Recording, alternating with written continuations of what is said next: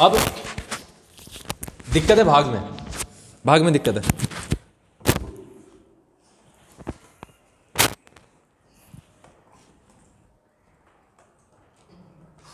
Divide में दिक्कत है तो फिर उसमें छोटे छोटे पीसेस बनाने पड़ेंगे उसमें रफ कॉपी के।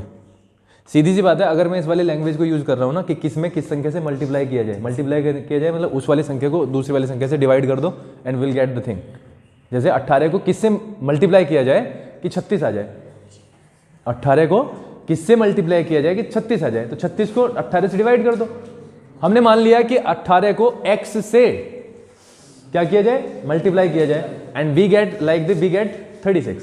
तो 18 इंटू एक्स हो गया, 18 इंटू एक्स इक्वल्स टू 36, 18 गुना एक्स गुना बराबर 36, तो x का वैल्यू आ जाएगा 36/18। ठीक है, खैर इतना लंबा हमें प्रोसेस करना ही नहीं है। हमें क्या करना है, जो चीज़ लानी है और जिससे लानी है, जो चीज़ लानी है उसे डिवाइड कर दो जिससे लानी है। यानी x की पावर 3 लाना है किससे, x की पावर 2 से। x की पावर 2 को क्या बनाना है, x की पावर 3, यानी x की पावर 3 को x की पावर 2 से डिवाइड करेंगे एंड वी गेट कैसे x मिलता है हमें यहाँ से। ठीक है, खैर एक सवाल ले लेते हैं इसका नैना का, कोई सा बताओ जिसमें थोड़ी सी सीखने को चीज़ें मिल जाएंगी। हम एक सवाल लेते हैं कुछ ऐसा, थोड़ा सा एग्जाम्पल देख लो कोई जो हल्का सा लेंथ ले रहा हो, तो उससे क्रॉस चेक भी हो जाएगा और टाइम भी नहीं लगेगा, आगे बढ़ेंगे। कोई एग्जाम्पल देखो जो थोड़ी सी लंबाई में हो।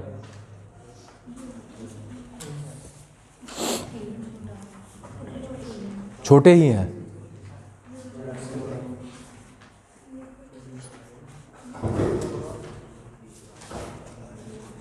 कुछ नहीं है। एग्जाम्पल नंबर मुझे बोल दो, किसको किससे मल्टीप्लाई करना है, मतलब डिवाइड करना है, बताओ। 2x की पावर 4 3x³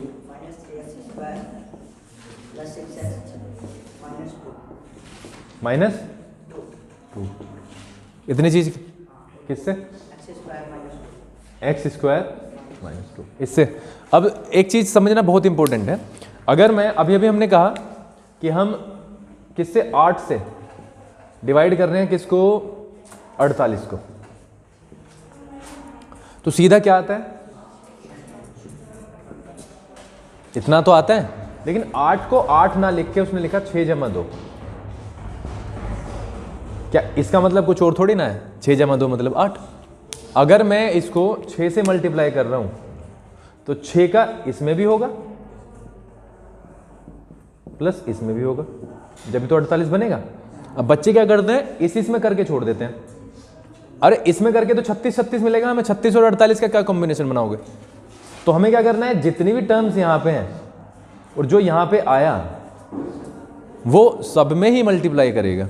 ठीक है, और ये प्लस माइनस का मतलब, अगर नहीं देखो, अगर होल नंबर है यानी नंबर्स है हमारे पास में, तो जुड़ के एक संख्या बन जाएगी। वेरिएबल है तो इसीलिए तो जोड़ नहीं पाते हम, लेकिन ये है तो सारा एक ही। x का कोई वैल्यू होगा उसमें से 2 घटा के, अगर x का कोई वैल्यू 5 है तो 5 5 25 -2 यानी 23 है अगर x 5 है तो। इसलिए जब x क्लियर ही नहीं है तो हम क्या करते हैं, -2 है भाई, जो x का जो भी वैल्यू है उसमें से -2 करना है स्क्वायर करके। खैर ये वाली चीजें क्लियर है कि जब ये 8 को मैंने क्या किया 6+2, लेकिन किसी ने लिखा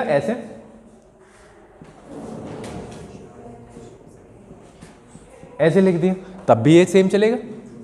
6 का पहले 24 बनेगा प्लस 12 प्लस 6 प्लस 6, तब जाके ये इसके नजदीक पहुंच रहा है। लेकिन अगर किसी में भी छूट गया ना, सपोज करो 1 को भूल गए, तो कहां से बना, और आप तो लिख देते हो सीधा 0, क्योंकि आपने तो रट्टा मार रखा है कि इसका तो रिमाइंडर 0 बचना है। ठीक है, अब हम बढ़ते हैं उस सवाल की तरफ जो हमें लेके जाएगा कहीं पर, बहुत ध्यान से। और नैना की बात नहीं है, नैना जैसे यहाँ पे बहुत सारे हैं, नैना ने तो बता दिया, कई बच्चे ऐसे हैं जो जिंदगी भर नहीं बता पाते कि भैया हमें इसमें दिक्कत है। ठीक है, चलो देखते हैं हमें नैना सबसे पहले क्या काम करना है, क्या काम करना। अभी हमने किसको 48 को खत्म किया, ऐसे सारे को खत्म करना है, लेकिन सारे को एक साथ खत्म नहीं किया जा सकता क्योंकि पावर्स अलग अलग हैं। तो हम सबसे पहले पहली टर्म को खत्म करेंगे। पहली टर्म को खत्म करने के लिए हमें क्या बनाना है, x² को, इसको देखना है क्योंकि इसका तो हम कुछ कर नहीं सकते, ये तो बाद वाली चीज है, इसको देखना है। लेकिन उससे पहले स्टेप है कि हम पावर्स जो है ना उसको डिक्रीजिंग ऑर्डर में देख ले, चेक कर ले, डिवाइजर की भी और डिविडेंड की भी। पावर बिल्कुल ठीक लगी हुई है।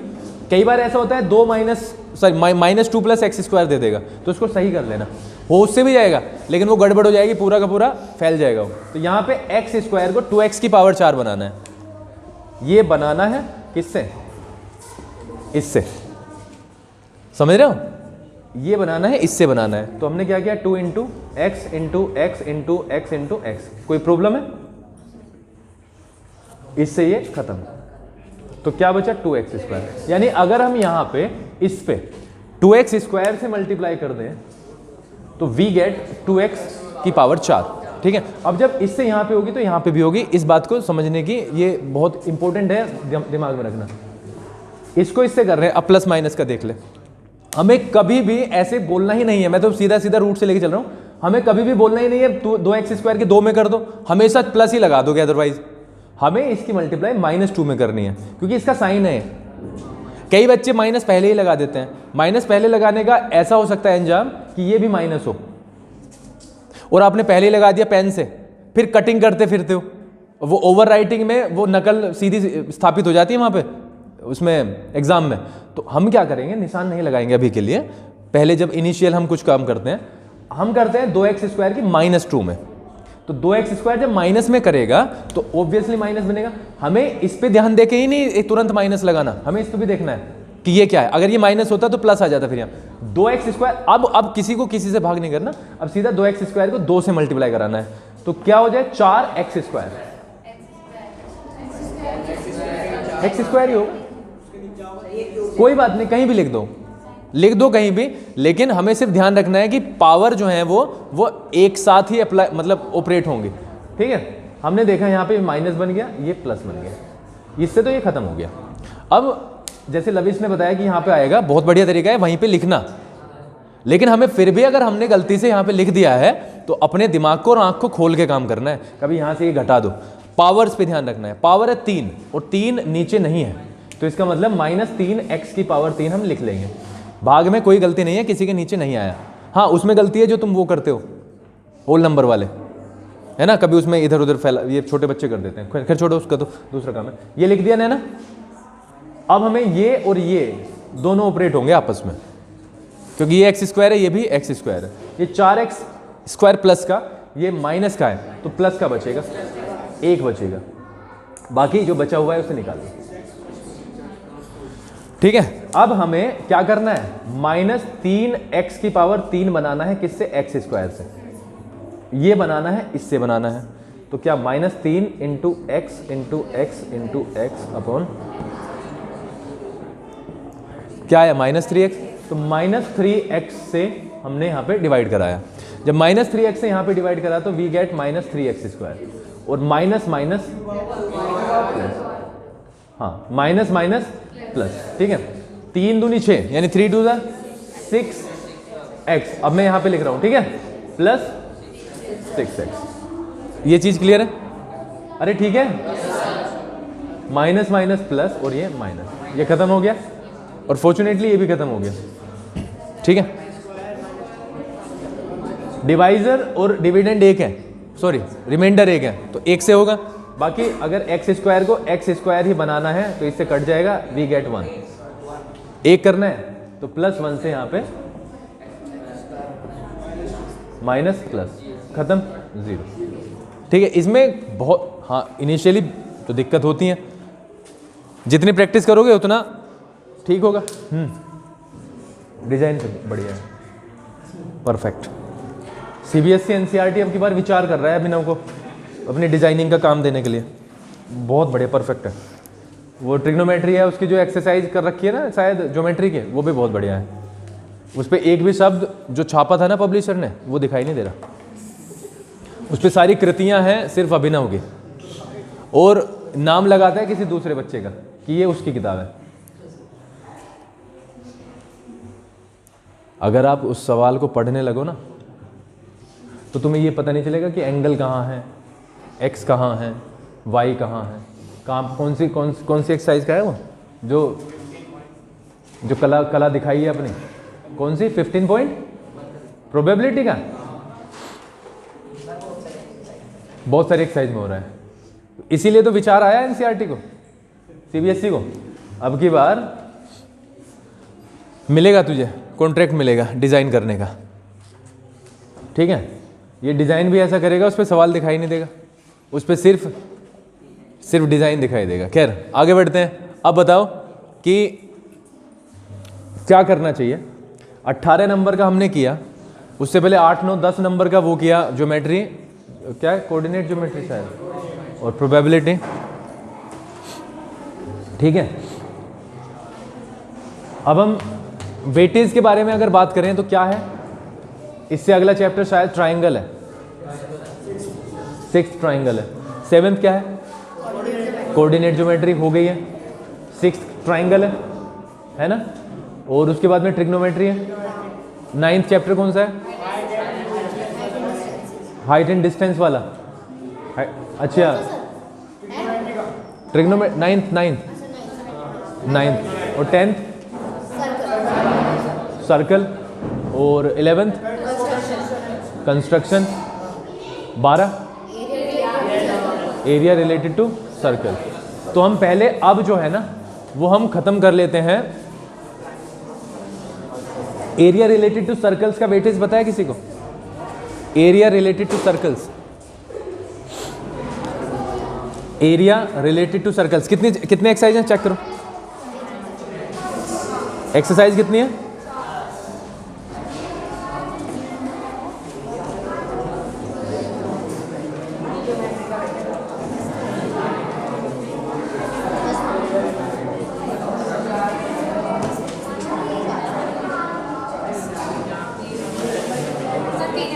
तीन एक्सरसाइज है।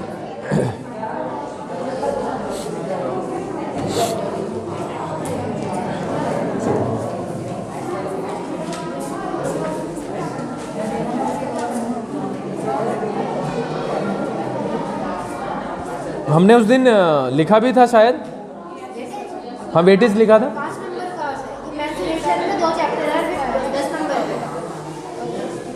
एरिया रिलेटेड टू सर्कल्स में बात कर रहा हूँ मैं। सर ये ऐसे दे रखा है, imagination area related to circle, surface area and volume, ये दोनों 10 नंबर के थे।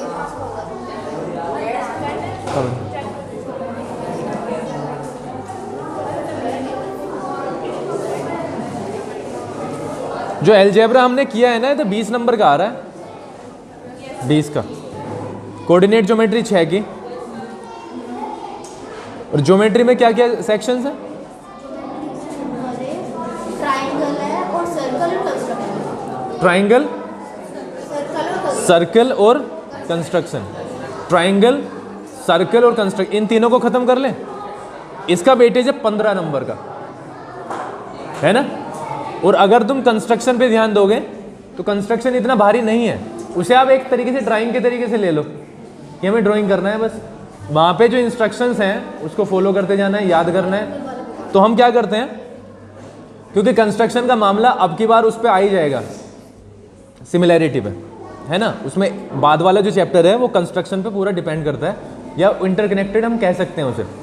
तो हम एक काम करते हैं,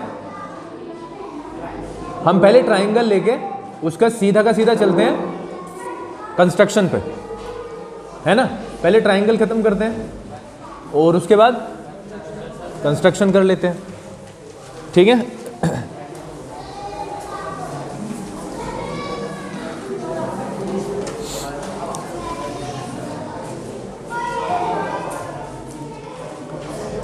चलो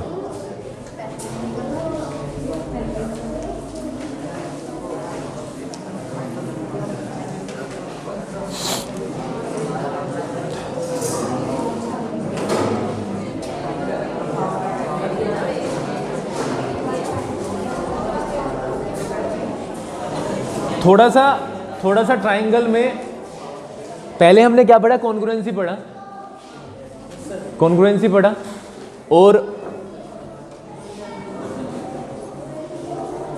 अभी जो चीजें आएंगी वो आएंगी सिमिलैरिटी में। सिमिलर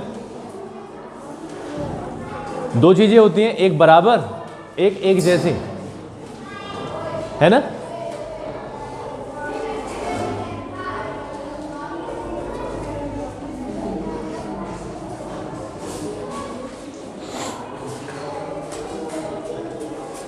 किस किस को सिमिलैरिटी के बारे में अंदाजा है?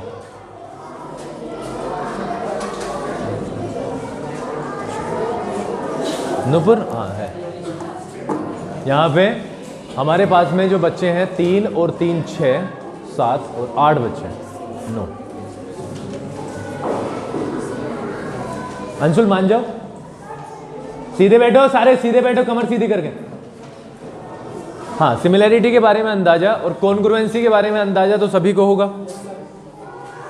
कॉन्ग्रुएंसी में जब हम माचिस ले रहे हैं, भाई माचिस होती है हमारे घर में, उसको ले रहे हैं, एक पैकेट लेके आए, आपने क्या किया, एक माचिस को दूसरी माचिस के ऊपर रखा, दूसरी को तीसरी, चौथी, पांचवी, छठी, सातवीं, आठवीं, और ऐसे रख दिया और ऊपर से देख रहे हो, तो आपको कितनी दिखाई देंगी? सिर्फ एक।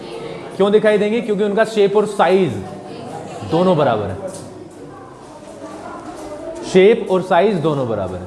लेकिन सिमिलैरिटी में ऐसा नहीं होगा। सिमिलैरिटी मैंने आपको सबसे बढ़िया जो बताया वो जूम वाला बताया।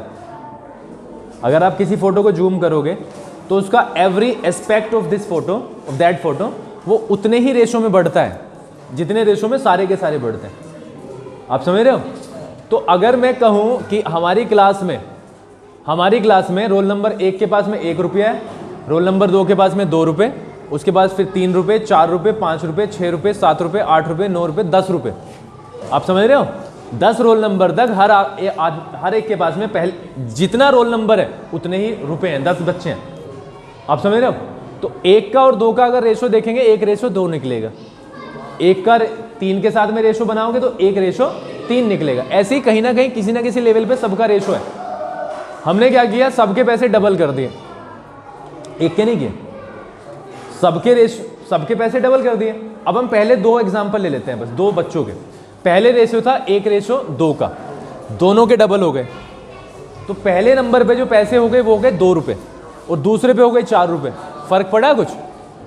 कुछ भी नहीं पड़ा, क्योंकि लीस्ट फॉर्म में जब आप इसे लिखोगे रेशियो को तो 1:2 ही आएगा। समझ रहे हो? उसी तरीके से जब हम फोटो को जूम करते हैं, हमने छोटा सा एक स्क्वायर लिया, स्क्वायर हमारे मोबाइल में, और ऐसे करके जूम कर दिया, तो आप देखोगे अगर स्केल से आप नापोगे उसे तो उसकी हर साइड बराबर रूप से ही चेंज हो गई है। तो यानी पहली जो ओरिजिनल पिक्चर थी और जो आप जूम के बाद में होके आई, वो दोनों सिमिलर होंगी।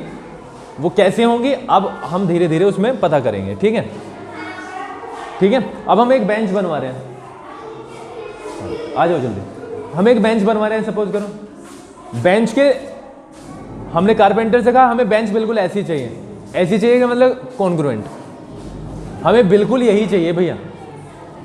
एक दूसरी बात है, भैया हमें बिल्कुल यही चाहिए, बिल्कुल ऐसी ही चाहिए लेकिन छोटा साइज कर दो। छोटे साइज का मतलब क्या है? हाँ, छोटे साइज का मतलब है अगर सपोज करो इसकी लेग्स ये हैं और मैं इसे छोटा करा रहा हूँ, तो कारपेंटर ये थोड़ी ना कहेगा सर ये तो 5 मीटर पे लग रही है, इन्हें तो मैं यहाँ नहीं लगाऊंगा, 3 मीटर पे क्यों लगाऊंगा? तो उसे लगानी पड़ेगी, क्योंकि वो पूरा का पूरा ही ऐसे, इतनी बड़ी है तो वो ऐसे हो जाएगा। तो इसका मतलब लेग्स भी उसकी कहाँ पे आएंगी? यहाँ पे आएंगी, और उसी रेशो में वो भी छोटी हो जाएंगी।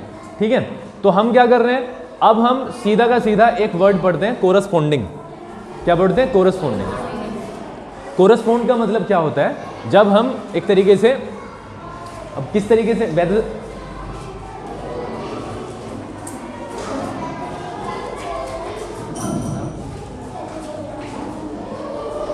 ये क्लास यहाँ से निकलवानी पड़ेगी, है ना? आधा घंटा दिक्कत डिस्टर्बेंस में ही जाता है। हम इसे एक एग्जाम्पल से समझते हैं। मैंने हर बार तुम्हें एग्जाम्पल दिया है। हम ताजमहल का एग्जाम्पल उठाते हैं। चलो, हमने एक तो आगरा वाला देख लिया, सच वाला। एक हम छोटे छोटे भी तो बिकते हैं ना, गिफ्ट वाले, है ना?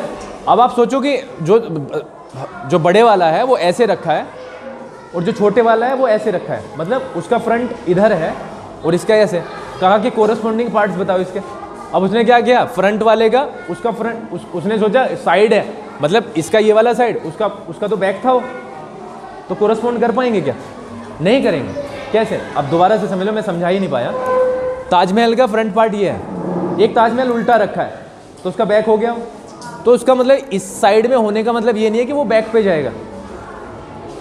फ्रंट पार्ट हमेशा कहाँ पे करेगा? फ्रंट पे ही करेगा कोरस्पोंड। बैक पार्ट बैक पे। आप अपने स्कूल का एग्जाम्पल लो, यही स्कूल अड्डे पे है और इसकी डायरेक्शन तो चेंज हो जाएगी। तो जहाँ जिस रूम में हम हैं तो ये रूम कहाँ पे कोरस्पॉन्ड करेगा? उसी रूम के साथ में जहाँ पे ये वाला होगा, इस वाले माप का। फ्रंट कहाँ पे करेगा? फ्रंट पे। डायरेक्शन से क्या मतलब है? ट्राइंगल को तो आप कैसे भी फेंक सकते हो। अगर ये हमारा बोर्ड है, 2 बोर्ड है हमारे पास में वाइट, किसी ने एक ऐसे बना दिया, तो इसका मतलब ये थोड़ी ना आप चौड़ाई को लंबाई के साथ में कोरस्पॉन्ड करा दोगे, नहीं होगी, वो होगी नहीं। कॉम्बिनेशन किसके साथ बनेगा? लंबाई का लंबाई के साथ, चौड़ाई के साथ चौड़ाई के साथ। इतनी चीज़ें क्लियर है? अब मेरा एक बिल्कुल स्टेटमेंट तुम्हारे लिए है, बिल्कुल ऑर्डर, नाम ध्यान रखना। नाम PQR ABC PRQ वो सारा का सारा खेल करेगा, ठीक है, नाम में। बढ़े आगे। एक होती है बेसिक प्रोपोर्शनैलिटी थ्योरम। जब दो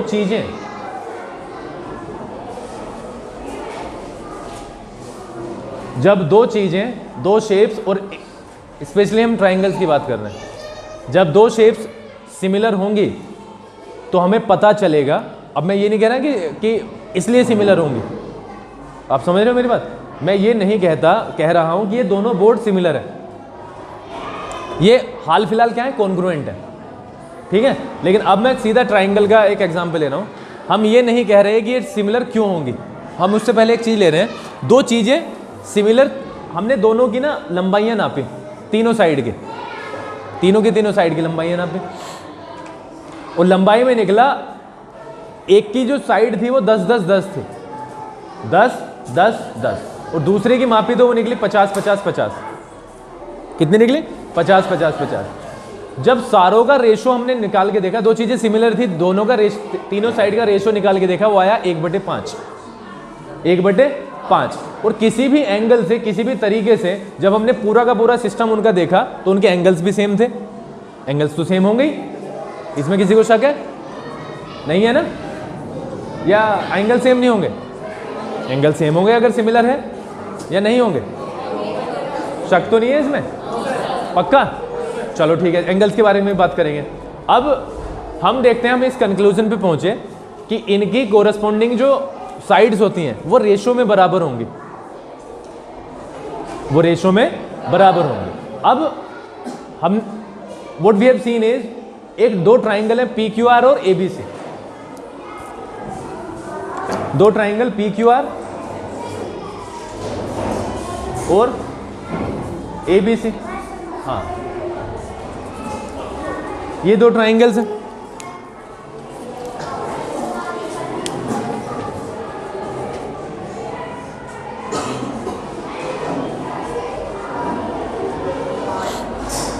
अब ये नहीं है कि तुम इसका इससे करा दो, इससे क्या मतलब है? हमें अपना कन्वीनियंस देखना है। इसकी एक साइड 1 से 2 बन रही है, दूसरी 2 से 4 बन रही है, तीसरी 3 से 6 बन रही है, तो हमारे पास में तो 1/2 का रेशो आ ही गया, 1/2 हमारे पास तो आ ही गया। अब कई बच्चे क्या करेंगे, सर ये तो पिक्चर में ऐसे रखा है, ये यहाँ पे करेगा। अबे भैया नहीं करेगा।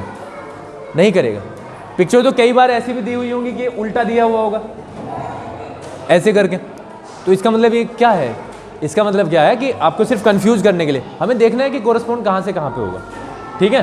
खैर इसके बारे में और भी ज़्यादा डिटेलिंग आ जाएगी, तो हमें तो ये देखना है। देखो यहाँ से अगर मैं इसको नाम दे दूँ ABC, एक और ट्राइंगल ले रहे हैं हम, ये PQR है, और एक और ले रहे हैं RQP, ठीक है, और उसको भी हम क्या कह रहे हैं? 4, 2 और 6। अब हम उस वाली चीज को देखते हैं। यहां से हमने देखा AB/PR, AB/PR कितना बैठ जाएगा? 1/2। दूसरा AC/PQ, AC/PQ कितना बैठेगा? Finally we get 1/2। और तीसरी साइड है BC/ कितना? 3/6, 1/2। तो हम इसे कह सकते हैं कि क्या है ये, लेकिन इसके नाम में देखना पड़ेगा ना। अगर ABC, AB 1, BC कितना है? 3 है ना। और क्या? CA, यानी तीसरी वाली साइड क्या है? CA कितना है? 2। तो ये वाला नाम भी ऐसे ही चलेगा, ठीक है। क्या कहेंगे इसे नाम में? क्या कह सकते हैं नाम में? कुछ पी आर क्यू है ना, पी आर क्यू, क्योंकि पी आर कितना है 2, आर क्यू 6 और क्यू पी कितना हो गया 4, तो 1 दूनी 2, 3 दूनी 6, 2 दूनी 4। नाम चेंज हुआ, क्यों हुआ? क्योंकि कोरोस्पोंडिंग पार्ट्स अलग अलग वो कम्युनिकेट करते हैं। इन्हें क्या शोर शांत करा लो, अभिनव इन्हें कहना, इन्हें कहना। ये चीज़ें क्लियर है? अगर ये इसका अगर हम उल्टा देखें तो हम क्या कहेंगे? दो चीज़ें अब हमारे सामने आई हैं। अगर दो, इसको भी ऐसे ही करना है, ये भी ऐसे ही हो जाएगा। अगर दो ट्राइंगल सिमिलर हैं तो हम कहते हैं कि उसके कोरस्पॉन्डिंग जो साइड्स हैं उनका रेशो बराबर होगा। यानी अब मैं सीधे सीधे ट्राइंगल ले रहा हूँ, ए बी सी कॉन्ग्रुएंट है, सॉरी सिमिलर है पी क्यू आर के, तो इसका मतलब A B upon P Q बराबर होगा B C upon Q R बराबर होगा A C upon P R. एक तो ये हो गया, तो ये सिमिलर है। अगर ये सिमिलर है, इफ दिस इज गिवन तो ये होगा, and if this is given तो ये होगा। तो दो थ्योरम बन गई। अगर दो ट्राइंगल सिमिलर हैं तो ये होगा, और अगर ये दिया हुआ है तो ये होगा। अब इसमें से सवाल बनाए गए, अब इसमें से कोई भी, सपोज करो ये दिया हमें 4 चीज़ें हैं इसमें, 4 में से कोई भी 3 चीज़ें हमें पता है, एक निकल जाएगी चौथी। तो सवाल बने, सवाल तो बिल्कुल इजी हो जाएंगे। एक मैं सीधा का सीधा तुम्हें एरिया पे लेके जा रहा हूँ। एरिया में क्या होगा? अगर दो सिमिलर ट्राइंगल्स का एरिया इक्वल है, अब समझ रहे हो? ऊपर से तो नहीं जा रहा, अभी तो कुछ समझाया नहीं है। अगर देखो दो सिमिलर ट्राइंगल्स हैं तो साइड का रेशो ये होगा। अगर दो सिमिलर ट्राइंगल्स का एरिया भी इक्वल है तो कुछ नहीं करना, सिर्फ स्क्वायर करना है। तो उनके साइड का जो रेशो होगा उनका स्क्वायर भी आपस में बराबर होगा। ठीक है, ये वाली चीज, इतनी चीज क्लियर है? अब एक इंपॉर्टेंट चीज जो 1 नंबर में आ जाती है, सिमिलैरिटी और कॉन्ग्रुएंसी पे। देखो दो सिमिलर चीजें, ये गारंटी नहीं है कि वो कॉन्ग्रुएंट भी हों, लेकिन दो अगर कॉन्ग्रुएंट चीजें हैं तो वो सिमिलर होंगी। क्यों होंगी? क्योंकि उनका रेशो 100% निकलेगा, 1 निकलेगा उनका रेशो। अगर तीनों साइड दूसरे ट्राइंगल की तीनों साइड के बराबर हैं तो ultimately what we find is 1। लेकिन अगर किसी ने कहा कि सिमिलर हैं तो ये गारंटी नहीं है कि वे कॉन्ग्रुएंट हैं। हो सकती हैं अगर वास्तव में साइड तीनों की तीनों बराबर हो गई, लेकिन कोई भी गारंटी नहीं है। अगर कॉन्ग्रुएंट है तो सिमिलैरिटी की तो गारंटी है ही। ठीक है नहीं जानवर वाला काम।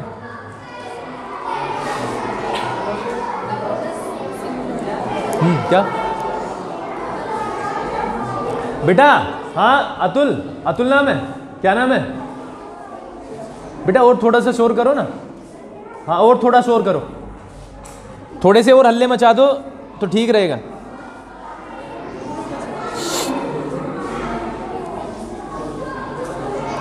हाँ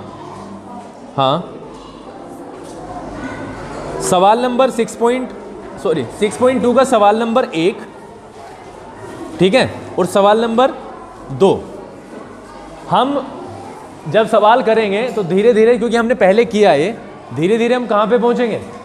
इसकी थ्योरम्स पे पहुँच जाएंगे अपने यहाँ पे। अगर कुछ है, कपड़ा है तो दे दो, ये मिट जाएगा।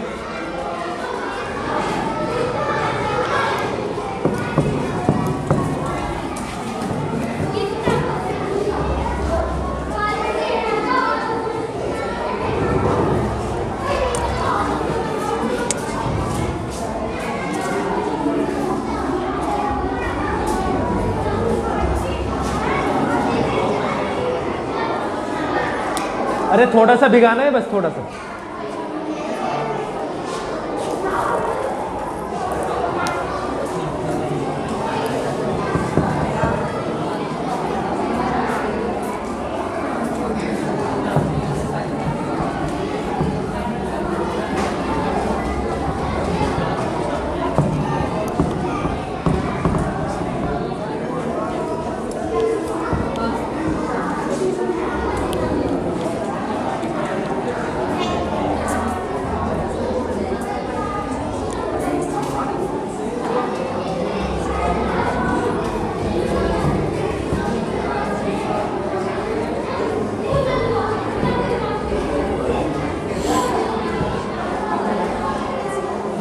ये एक ट्रायंगल है ABC। दो चीजें पढ़ते हैं,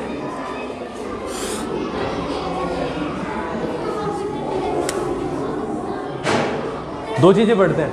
हमने किसी भी साइड को पकड़ा और उसके पैरेलल एक लाइन बनाई इनसाइड द ट्रायंगल, कोई भी पकड़ सकते हैं। हमारे लिए सबसे कन्वीनियंट क्या होती है, BC, लेकिन ऐसा नहीं है कि सिर्फ BC के ही पैरेलल लाइन खींची जा सकती है, इसके पैरेलल भी खींची जा सकती है, इसके पैरेलल भी खींची जा सकती है। We are on the first attempt हम क्या क्या कर रहे हैं, BC के पैरेलल एक लाइन खींच रहे हैं। पैरेलल लाइन का मतलब है, वे पैरेलल लाइंस क्या होती हैं, पैरेलल लाइंस होती हैं जो दो लाइंस जिनका इनिशियल जो 2 पॉइंट होते हैं और जो फाइनल 2 पॉइंट होते हैं, उन दोनों के बीच में सेम गैप होता है, वो उन्हें क्या बोलते हैं, पैरेलल। दूसरे शब्दों में पैरेलल लाइंस नेवर इंटरसेक्ट, वो कभी भी इंटरसेक्ट नहीं करती, चाहे उन्हें दोनों साइड में कितना भी आप ड्रॉ कर दो, बढ़ा दो, ठीक है। तो यहां से हम पैरेलल खींचेंगे और हमने कहा DE, हमने ड्रॉ किया DE parallel to BC, DE parallel to, Rahul इन्हें मना कर शोर के लिए, राहुल इन्हें मना कर। अगर ये है, अगर DE पैरेलल है BC के, तो कुछ इस तरीके से होगा। ये जो रेशो है ना, ये वाला 4 भागों में 2 पार्ट थे, पहले कौन कौन से पार्ट थे, AB और AC, लेकिन जैसे ही ये इंटरसेक्ट हुआ तो 4 पार्ट बन गए। तो इसका मतलब होगा AD अपॉन बराबर होगा C ले लो या B, कुछ भी ले लो, ठीक है। अब कई बार क्या होता है, देखो इससे तो सहमत हो, कई बार हम एक पार्ट को अगर बटे में सारा का सारा रख देंगे तो भी सारा, यानी AD अपॉन AB बराबर होगा AE अपॉन AC की, ठीक है।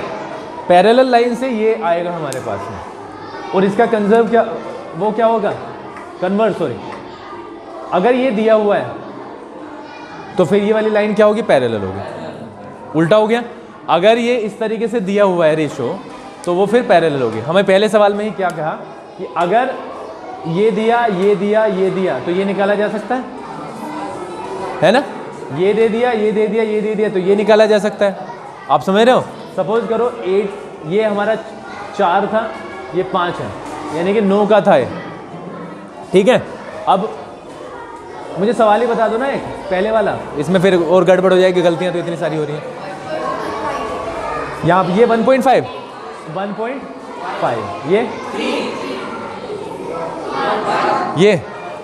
ये बताना है ना।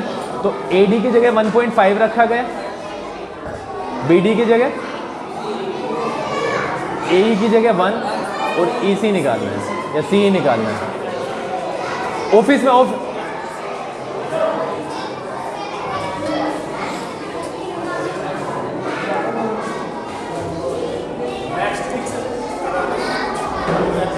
अभी तो एग्जाम चल रहे हैं, देखो दोनों की क्रॉस मल्टीप्लाई कर देंगे।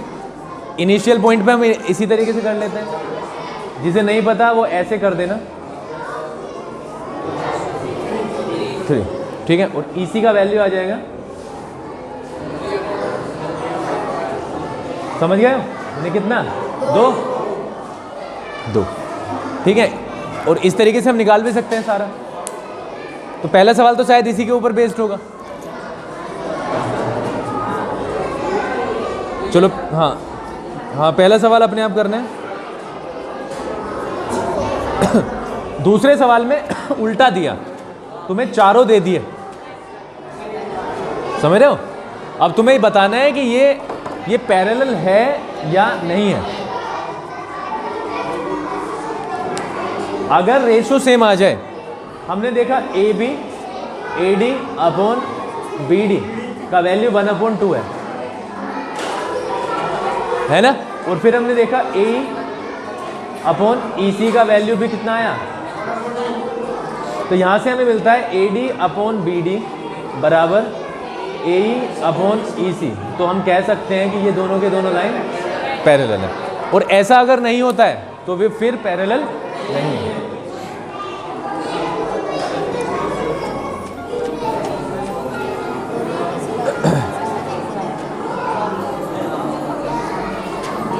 ठीक है, आगे बढ़ेंगे फिर देखेंगे किसी पीरियड में।